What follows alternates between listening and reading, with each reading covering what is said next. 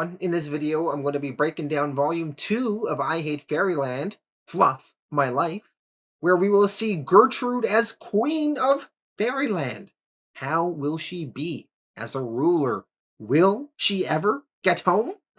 So, interesting setup here in this one. Continuing off from last volume, let's dive into it. I Hate Fairyland, Volume 2.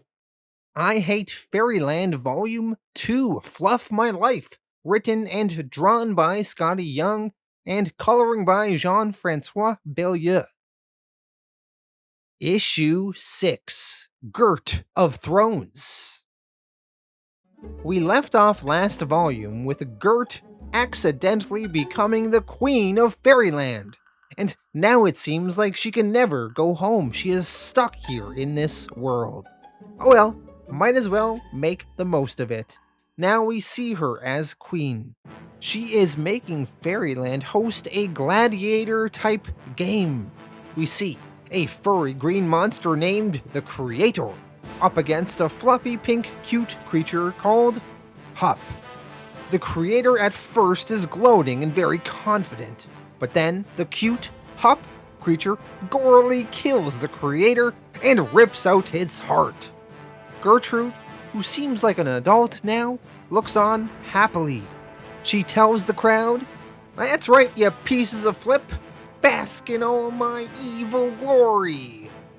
With her magic, she then zaps and kills someone in the crowd, and the wife of the man she killed says, "Oh my, she killed my husband, did you see that? She killed him so fluffin' hard, I wonder if she'll autograph him." The crowd seems to love Gertrude, and they are asking her for her autograph and to sign so many different things. Someone asks, "Can you please autograph my husband's skull? Will you sign my axe? Can you sign this? The Tortoise Lands needs a guarantee that trade routes will remain open during the 100-year parade. Can you also sign here, here, and here, and here, and here?" Gertrude soon realizes that she was merely sleeping. And all of that was a dream. Gertrude is sitting atop her throne, still a child and still Queen of Fairyland. And many people are asking her to sign various things, and she is so annoyed and bored. Being queen is just hours and hours of signing and approving things and sitting on a throne in a room filled with only a throne.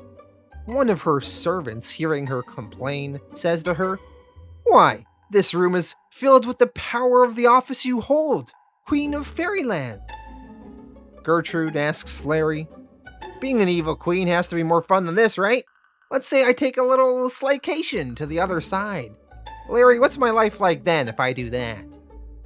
Larry reads from the Book of Rules and says that if Gertrude becomes an evil queen, she can enact evil schemes all over the land, pillage and plunder and burn anyone who defies her, or become a fiery evil eyeball that watches the world burn as she rains her evil down.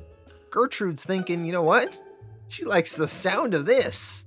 But then Larry reads more carefully and realizes, oh wait, sorry, spoke too soon. As evil queen, you send your henchmen, hordes, dark wizards, and other all-around scourge to do that stuff while you just sit on a throne in an empty room. Gertrude does not like hearing this. She screams out annoyed, "Oh great!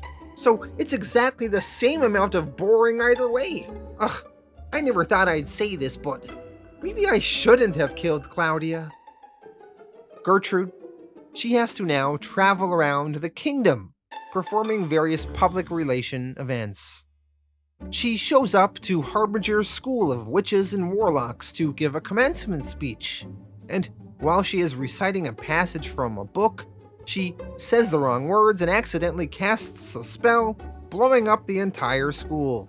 She quickly leaves. Later on in the year at a ribbon-cutting ceremony, she accidentally cuts the mayor of this particular town in half. She quickly left that event, too. It seemed like wherever Gertrude went, she created chaos and destruction and death, even when she wasn't intentionally trying to do so. As time went on, more and more messes in the kingdom kept popping up. An assassination attempt on Gertrude by an orphaned warlock, an attack from farmlords for improper disposal of non-eatable beings, aka eating them, the building of an obnoxiously large candy wall to keep the army of kings from making their way across the lands to steal the seat of power. Eventually, Gertrude became a recluse, hiding in her castle, peeing in jars, refusing to go outside. One day, Larry gave Gertrude an ominous warning, saying, "Winter is coming." Gertrude asks, "What do you say?" Larry repeats himself, "Winter is coming." Gertrude asks, "What does that mean? Is it a metaphor to describe the stark coldness that accompanies the impending doom that I've brought to these lands?" Larry replies, "No, but that's pretty deep stuff. I mean, Harriet Winter, head of HR. She gave me a heads up. She's coming to talk to you."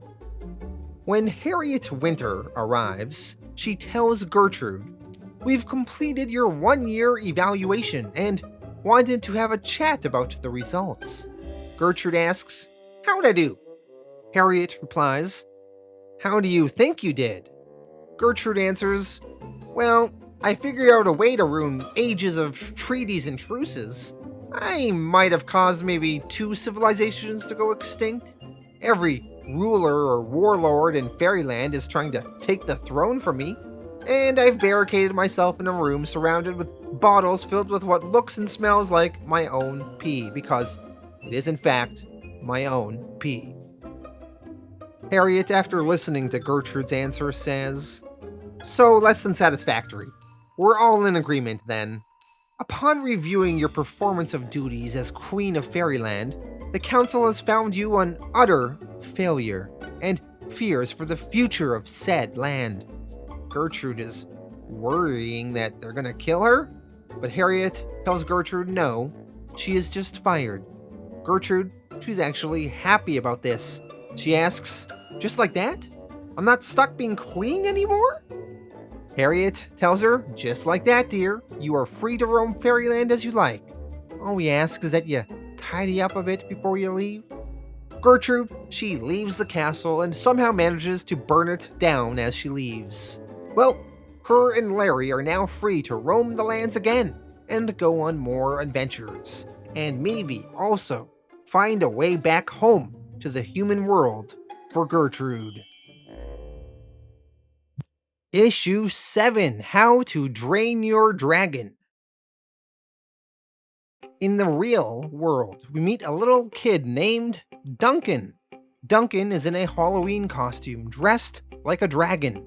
He is going to the Magic Mart food store on Halloween, as Halloween is the only night of the year where Magic Mart sells something called Fairy Freezy Super Duper Special Flavors in their slushy machine. And Duncan plans on drinking all the freezy slushies he can. As Duncan spends a few hours drinking slushy this night, he has an intense need to go to the bathroom. The store clerk tells him that the bathroom is busted in the store, but there's an outhouse out back. So Duncan, he goes to the outhouse, and when he is inside, he sees a strange light emanating from the toilet. As he looks inside, he gets sucked into the world of Fairyland. Somehow it connects him to that world. Elsewhere in Fairyland, Gertrude is no longer queen, and she is in a bar with Larry.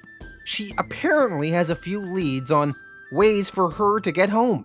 She says to Larry, "They say there's a scavenger somewhere around here who collects oddities, and one of them is some sort of world jumper."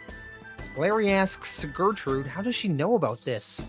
Gertrude explains, "Well, when I was queen of this whole muffin fluff and shellhole, I found a room filled with the histories of Fairyland, legends, myths, prophecies, whatever. Since Claudia and Happy ruined my chance for getting out of here, I had a few volunteers search through every book, tablet, and scroll, looking for any possible way for me to get back.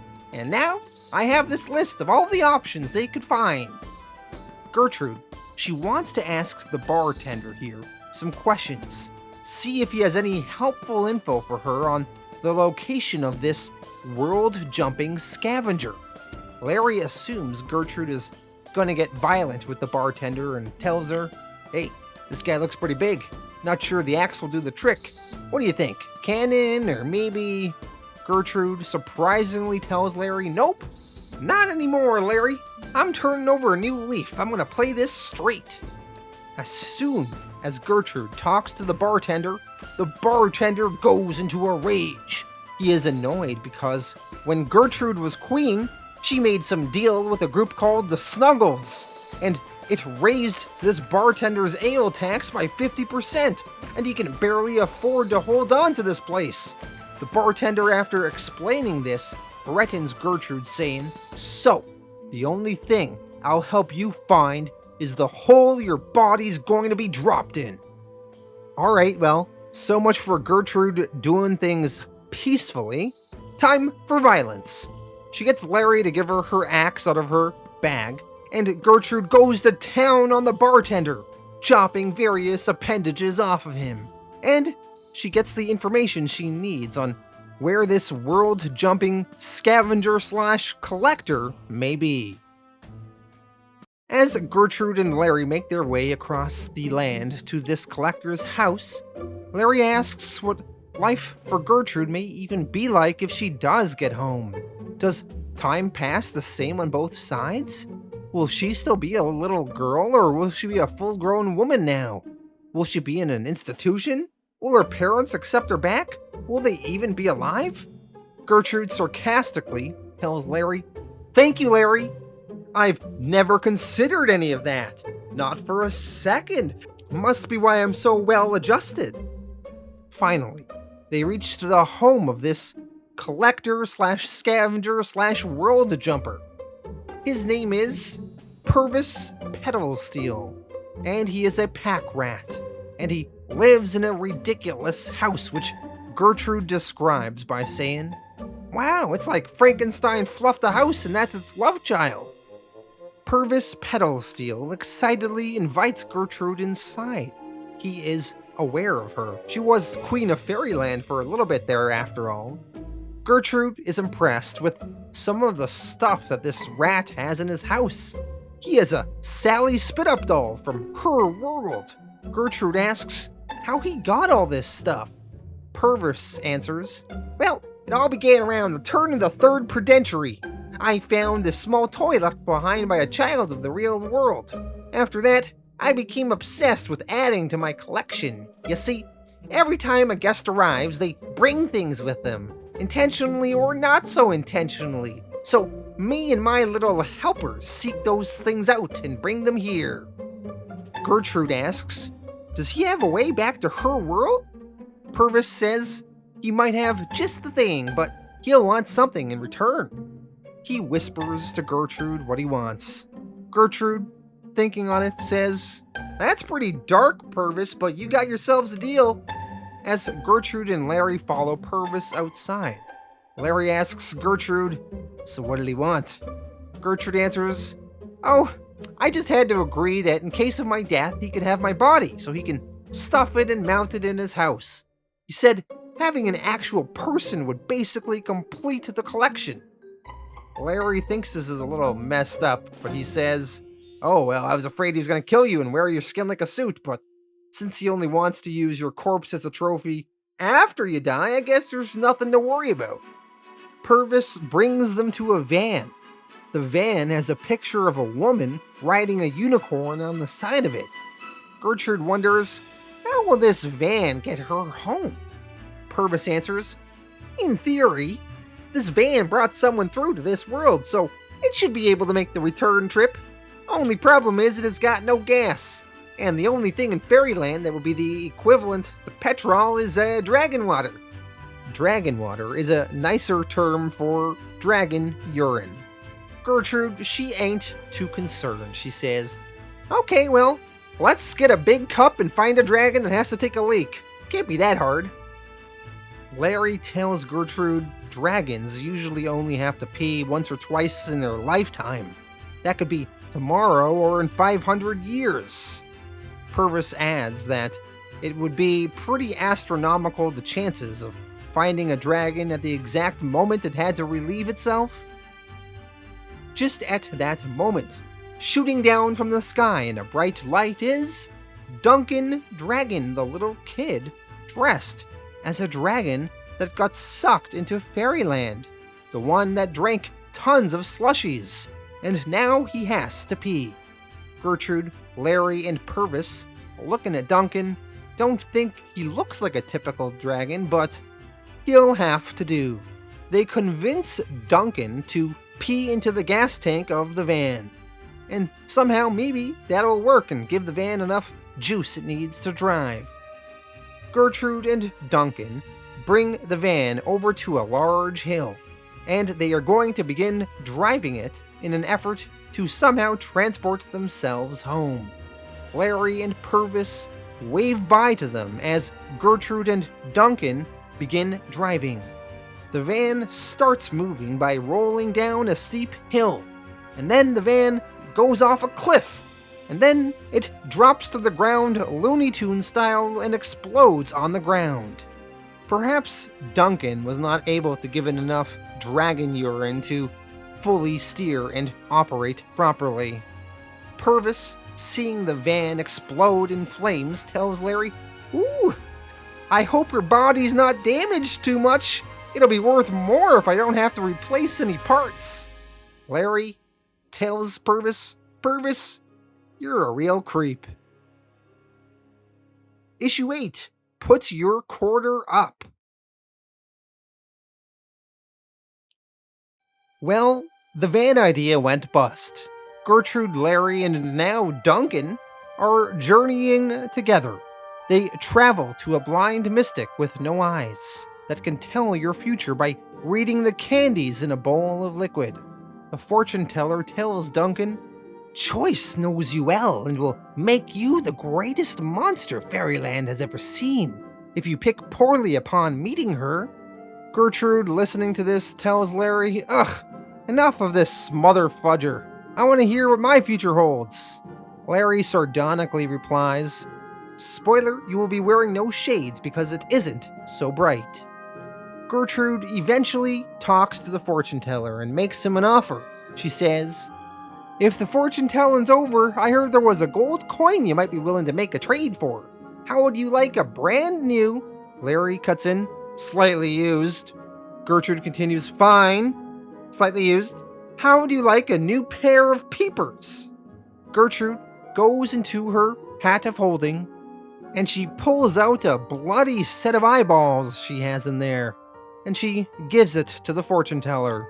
The fortune teller, who has no eyes, he puts these new eyes in, and he asks, "How do they look?" I know, they're a tiny bit infected, but I think it'll clear up in a few days." His eyes look disgusting.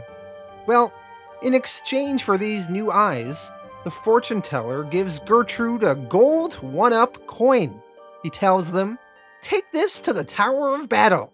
You'll know what to do when you get there. Good luck, you'll need it." So, with this new gold coin, Gertrude, Duncan, and Larry journey across Fairyland to their next potential way for Gertrude to get home. They pass by the Grumpy Gusts, swim the Soda Seas, cross the Happy Dip Dunes, and finally, after 3 days, they arrive at a ginormous arcade machine in the middle of a field called the Tower of Battle. They insert the gold coin that the fortune teller gave them, and the arcade machine then digitizes all 3 of them and brings them inside the machine. Inside the arcade machine, the book changes art style. Artist Jeffrey Cruz is doing these pages as opposed to Skottie Young. Gertrude, she meets a gangster-looking cat inside named Nicky Nines. Nicky Nines runs this arcade machine. He tells them, "This is the Tower of Battle. All we do here is fight. Now tell me, what brings the fallen queen to see old Nicky Nines?" Gertrude replies, "Well, I want to get out of this spell hole, and I hear you have a way to help me." Nicky Nines responds, Well, well, well, you've come hoping to use the code, have you? Unfortunately for you, it will cost more than hope. You'll have to fight your way through my tournament, starting with Glam Bam, my most fabulous fighter. All Gertrude has to do to get home is fight through a series of fighters in this arcade machine, and then she will get this code, and somehow this code will allow her to get home. Gertrude, she's down to compete in this tournament. She's pretty good at fighting. Nicky Nines adds, "And if you lose, I get your dragon." Duncan Dragon chimes in saying, "What? No, Gert would never." Gertrude, though, she cuts Duncan off and says, "Deal." And Larry comments, "I saw that coming." Duncan, sad that Gertrude would just give him up so easily, asks, "How could you? I thought we were a team. Team get home, right? Me and you?" Gertrude, in a very amusing way and how much of a jerk she is, tells Duncan, "Let's see, I'm on team I give 0 fluffs about you. Are you on that team?" Duncan sadly answers, "No." Well, alright then. Round 1, fight! Gertrude fights Glam Bam and destroys him easily, pulling off all sorts of combos and performing some sort of fatality blow to end it. Gertrude then has to fight through many other opponents in this tournament. Round 2, fight! She easily beats them all. Nicky Nines is impressed with Gertrude's performance, but now she has to face the boss, the final competitor. The new competitor arrives in a carriage and is introduced by the carriage driver, who says, "Ladies and gentlemen and green-haired miscreants, allow me to introduce the apple of many an eye, the belle of every ball, and the undefeated champion of the Tower of Battle, Pretty Princess." The princess then tells the crowd, "Hello, hello! What a pleasure it is for me to be here. It's quite a thrill, don't you think?" Gertrude, she laughs and is overconfident. She is going to destroy this princess. Pretty Princess then removes the bottom of her dress and reveals she is actually super jacked. Gertrude, seeing the muscles coming off the princess, comments to Larry, "I'm fluffed, ain't I?" Larry laughs, saying, "So fluffed." Final round, fight! Pretty Princess does all sorts of crazy combo moves onto Gertrude.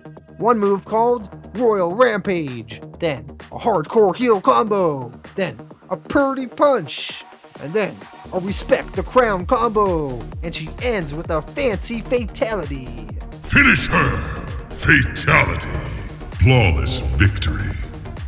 Pretty Princess wins. Gertrude, a bloody mess after losing, says, "I hate to admit this because all my innards are broken right now, but she is pretty fluffin' awesome." Nicky Nines agrees that Pretty Princess is indeed pretty awesome. Well, Nicky Nines takes Duncan and sends Gertrude on her way. Duncan asks Gert, "Gert, you'll come back for me, won't ya?" Gertrude answers, I'm gonna be honest with you, probably no." Gertrude, she then falls through a trapdoor and gets shot outside of the arcade machine. Afterwards, Gertrude and Larry then travel on. Issue 9, Splat in the Hat. Gertrude is playing a weird version of Fairyland poker with some of the more evil-inclined witch and wizards of the Fairyland world. Gertrude, confident she has the winning hand, tells them, "I'm not sure which of you dark wizard and witch pervs invented this game, but read 'em and weep, you bunch of creeps. How about this, a dirty huntsman right up your sass?" As Gertrude is beginning to sweep the gold coins on the table closer to her, a vampire-looking dude named Bart of the Blackness stops her. He tells her to check out his hand. 2 trolls, 1 bridge. That's right. Which apparently is a better hand than a dirty huntsman. Bart the Blackness wins. Gertrude, she does not have enough coin to cover her gambling debts. She tries to turn on her cute eyes and talk her way out of this, saying, "But sir, I'm just a cute little girl from a faraway land, alone and afraid and innocent and pure, and all the other stuff. Let's say you let me go with a firm scolding and a warning on the dangers of gambling, and we call it a day." Bart of the Blackness insists that Gertrude pay up, or he will feed her to his snake, Mr. Slitherington. Gertrude, flush out a coin, tells Bart, "No, wait! I don't have any more money, and I can clearly see you have a love for pets with an edge. What if I told you I have a catastrophone?" A catastrophone is a supposedly extinct, exotic pet that Gertrude claims to have, and she's willing to trade it to Bart the Blackness in order to remove her gambling debts. She tells Larry, "Go ahead, Larry, give him the catastrophone." Larry searches for the catastrophone in his hat of holding, but he says he can't find it. Larry's hat of holding is kind of like the bag of holding in Dungeons & Dragons. Even though it's just a hat, the interior of the hat is massive and can hold many things. This is why Gertrude and Larry are often pulling up crazy shit out of their hat and using it on their adventures. Bart of the Blackness is losing his patience that Gertrude is not coming up with the coin. He tells her, "I am Bart of the Blackness, Duke of the Darklands, and Ward of the Night of Souls. Do you think your trickery will fool me?" Gertrude, she scrambles and responds, No, I promise, Mr. Ridiculously Long Name, we got one." "Larry, get your flip together and show the man we got one." Larry still can't find the catastrophone. Gertrude tells everyone to wait here. She's gonna go inside the hat of holding and find the catastrophone. So Gertrude, she disappears into the hat of holding. And when she enters the hat of holding, she first falls into black nothingness and splats on the ground. But then she flips a light switch and reveals what seems like a massive warehouse of stuff she has collected over the years. She's got tons of boxes of stuff, multiple cannons, a ship, so many things inside this hat. Gertrude didn't even realize she had so much. She says she really became a little bit of a hoarder over the last 30 years. Inside the hat of holding, she comes across a gnome. The gnome looks panicked. He warns her of some creatures called the Lints. Well, the Lints then come and rip the gnome in half, killing him. The Lints are monsters that grew from the lint and magical properties in the hat. Outside of the hat of holding, Larry is still there with Bart of the Blackness and the other wizards and witches. They're all waiting for Gertrude to return. While they're waiting, they decide to order some pizza.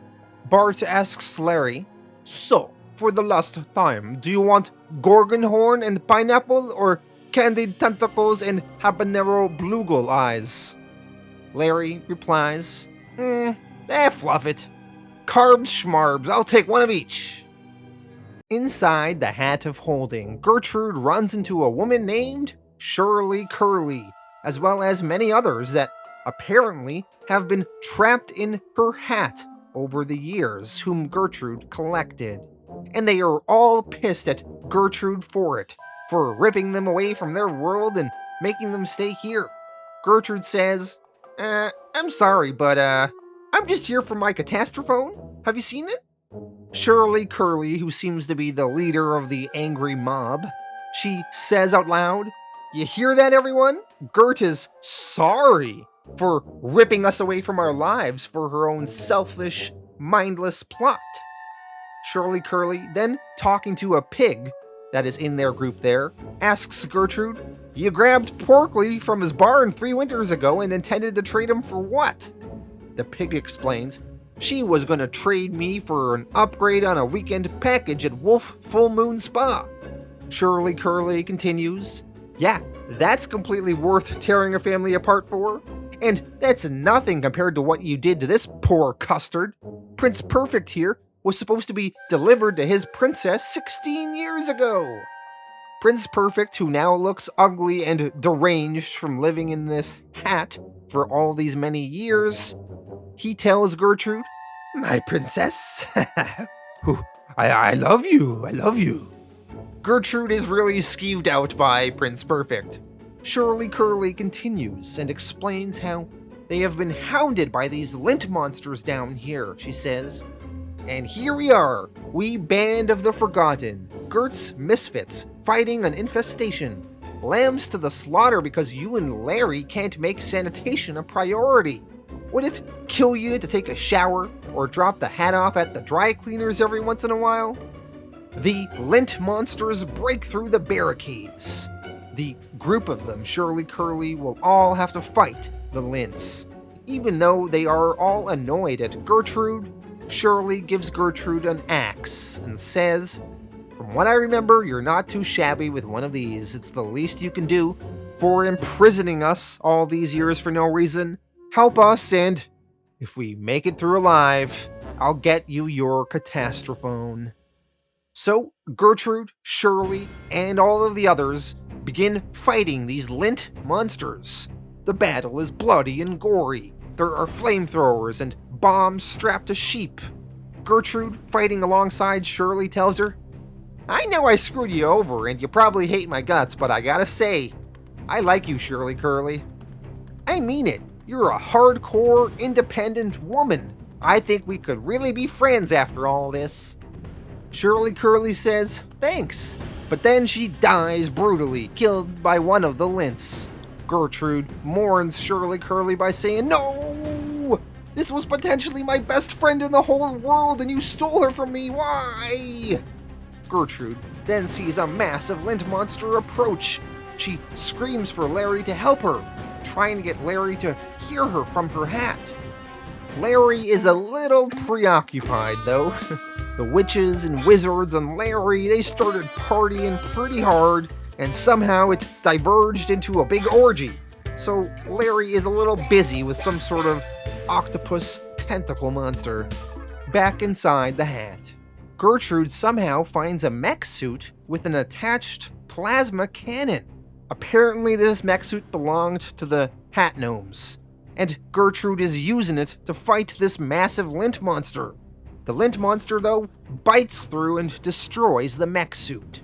Gertrude thinks she's gonna be a goner, but then the catastrophone arrives, and it eats the lint monster. The catastrophone, while cute, has an insatiable appetite, and can eat and kill all sorts of things. Gertrude, when she sees the cat, says, "Aw, you cute little catastrophone. You didn't make it in time to save the rest of these poor saps I accidentally forgot I kidnapped through the years. But you did save me, and that's really the most important thing. I didn't realize you had such a big appetite. Hopefully you saved room for dessert. How do you like dark wizards?" Gertrude exits the hat with the catastrophone, and the catastrophone kills and eats all of the dark wizards and witches in the room, and then is sent back into the hat, I assume.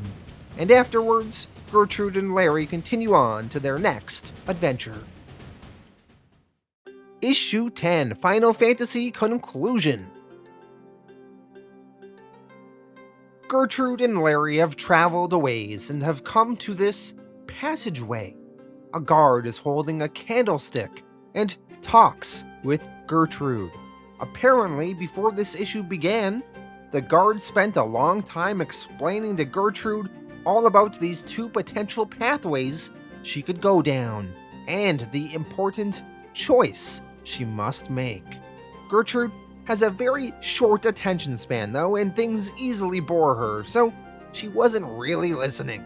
But there are dire consequences if she picks the wrong path, so she asks the guard, "Okay, I need you to go over that one more time, and I promise I'll pay attention."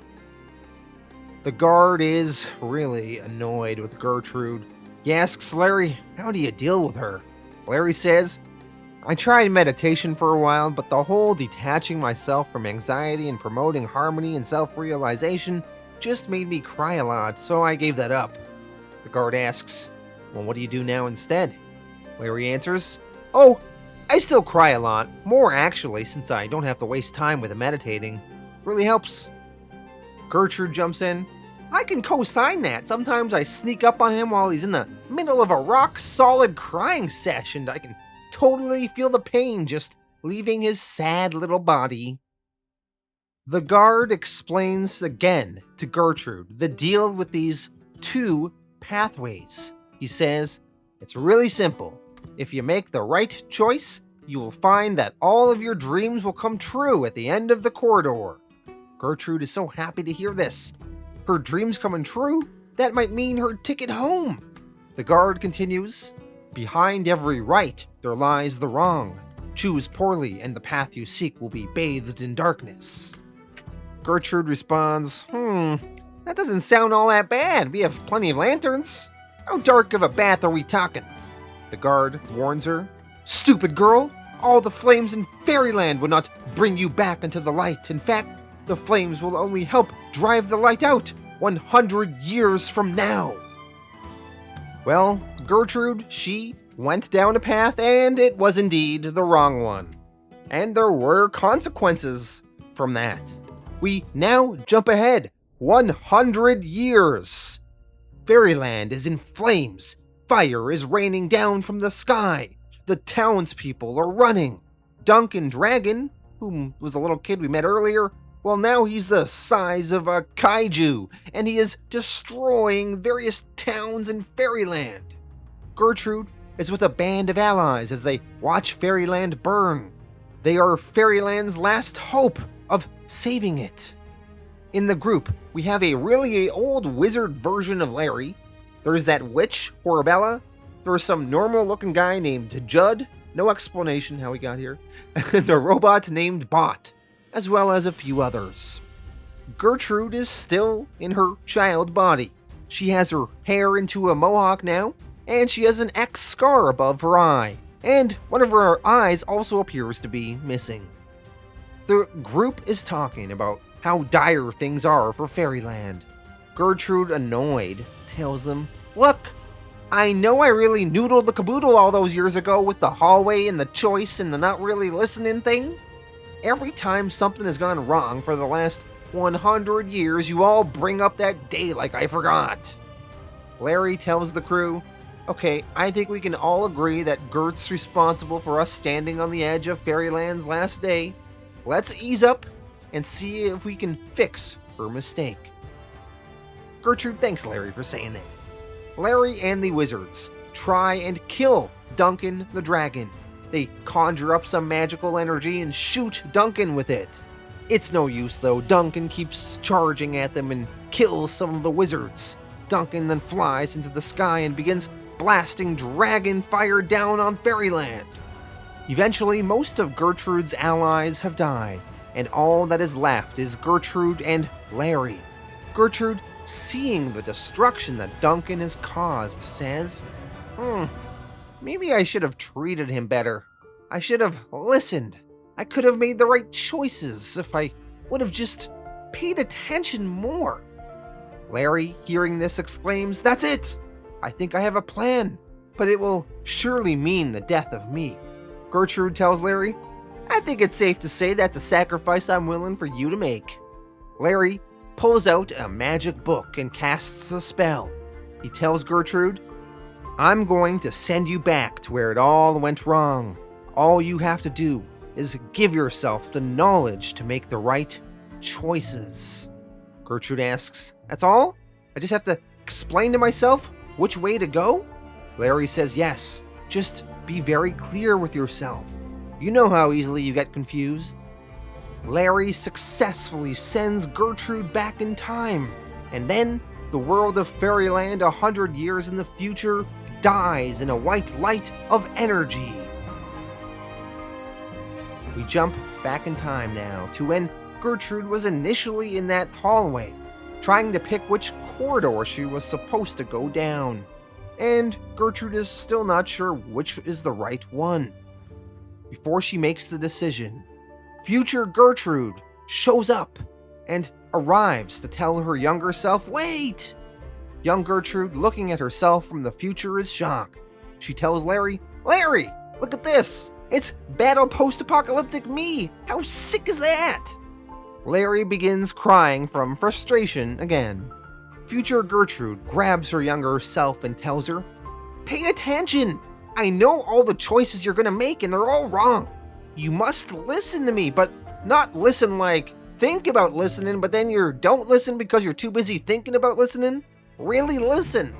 Future Gertrude then spends the next 3 hours telling young Gertrude exactly what she must do. She's drawn diagrams and maps and all sorts of instructions. At the end, future Gertrude says, "And it's as simple as that. You'll be home instead of destroying Fairyland and everyone who lives here."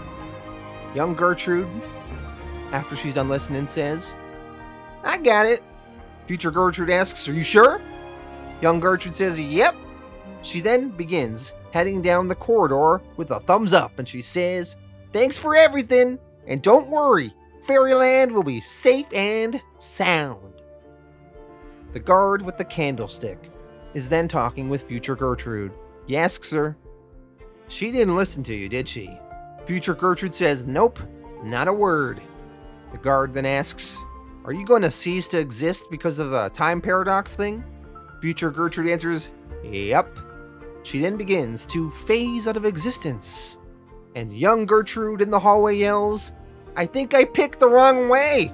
And fire and lightning start shooting at her. And with this, we end Volume 2 of I Hate Fairyland.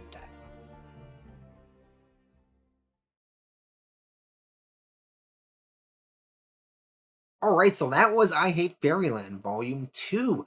Let me go through my thoughts on this one. Now, I think Volume 1, even though this book is a silly book, I think Volume 1 was actually a triumph. Volume 1 is so good, but Volume 2 is a little bit of a step down. One thing is that we ended with Gertrude being queen at the end of Volume 1, but I feel like Skottie Young maybe wrote himself into a corner, and he didn't want to have Gertrude be queen for that long and keep her that way. He wanted her to go on wacky adventures, and he felt he couldn't do that with her as queen. I really would have liked to have explored that concept of Gertrude as queen a lot longer than we did. We just got one issue of her as queen, and that's it. So, I didn't love that. Although the issue with her as queen was quite fun. There was some funny bits in there with Gertrude ruining the kingdom and becoming a recluse and peeing in bottles. And her interaction with the human resource lady was amusing, although I would have liked some more there.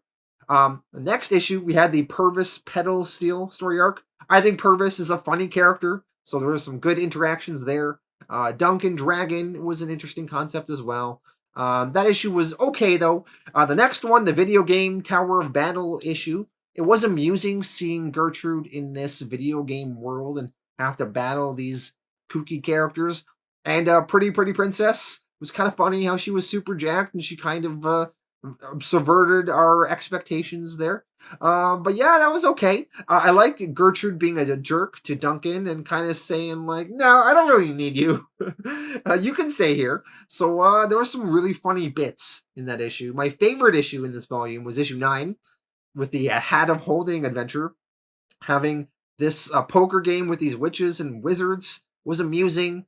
And then when Gertrude goes into the hat, and there's these lint monsters and all of these characters she kidnapped over the years, that was great. And then Larry, outside of the hat, talking to the witches and wizards, starts partying with them and ends up being in an orgy with them. Very amusing. So yeah, that was a solid issue.